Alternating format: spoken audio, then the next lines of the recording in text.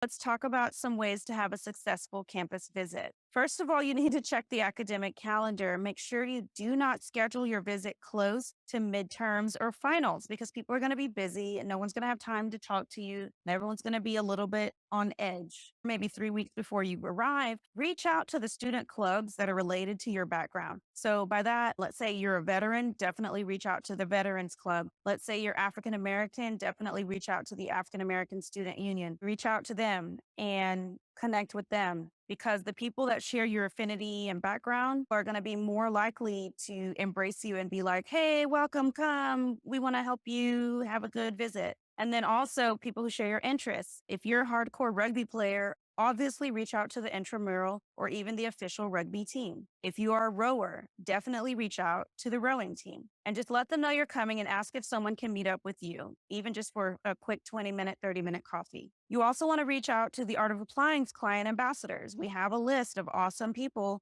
who got into their dream schools, students there now or have already graduated, but obviously it'd be better if they're students now, and see if anyone is available to meet up with you and or take you to class with them. That's always very awesome to go to class with someone. Also, try and sign up to sit in on more than one class at each of your schools when you visit so that your impression of the school isn't based on just one class. Because one class could be super awesome, but one class could be like such a snore and a bore. And then that skews your perception of the school. I want you to see at least two classes. If you could see more, even better, but definitely at least two classes at each of your target schools. Visiting on a budget. For MBA programs, if you're tight on funds, it's actually okay to wait to visit the school until you're invited for an interview. I don't really recommend visiting the schools over summer vacation when nobody's there. It's an easy time for them to host you, but I want you to see the school bustling and busy. But if you're just really tight on funds and you're just like, man, I don't have time or money to travel all the way from Australia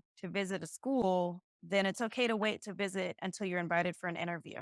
And obviously, if you're all the way in Australia, you can wait to visit all the way until you're admitted. For policy programs, JD, Masters of Urban Planning, and other programs that don't have an admissions interview, it is actually okay to not visit at all until you've received your acceptance letter. And then you can just go for new admit day. Or if you're really on a budget, you get accepted and show up on the first day of class. Not the first day of class. You should get there earlier than that, but you get my point. At policy schools, current students are often very happy to host you at their apartment for free. I don't mean to imply that they're not at other programs, but I just don't have as much experience with doing that. I know when I was at HBS and there were people who needed a place to stay, especially through the African American Student Union, with which I was very involved. And I was the career services representative for it and very close to a lot of people in that organization. We were happy to be like, yeah, crash on my couch or my futon or whatever. So if you're really on a budget and you're just like, man, I'm spending all my money on all these hotels, especially at policy schools, and I would even go as far to say the education school as well, current students are really happy to host you. Now, the business school and the law school, they're a little bit more money minded, understandably so. And they may be more like Airbnb out their place, and that's okay. But you can still try and reach out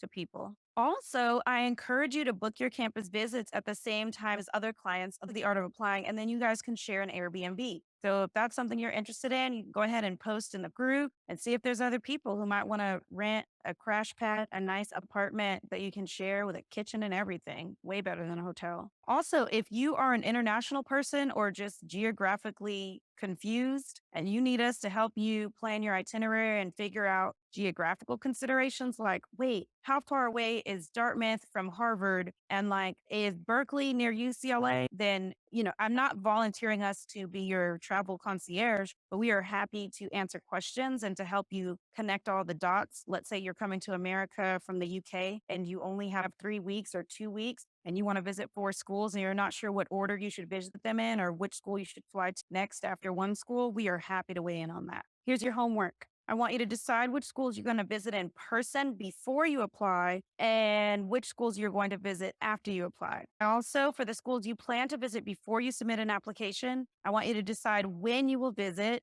sign up for a campus tour and any other official on campus activities. And then also, I want you on LinkedIn to find 3 current students or recent alumni of each of your top 4 target schools and reach out to them using the email that always works and just ask for 15-minute phone calls. And while you're on those calls, pay close attention to any insider language they use. I also want you to sign up for the admissions websites and the admissions newsletters of all schools that interest you. So this should be about 10 to 12 schools so that you are on their mailing list. And then I want you to put the dates of upcoming online and in-person events in your area related to the admissions process for these schools so that you don't miss the event.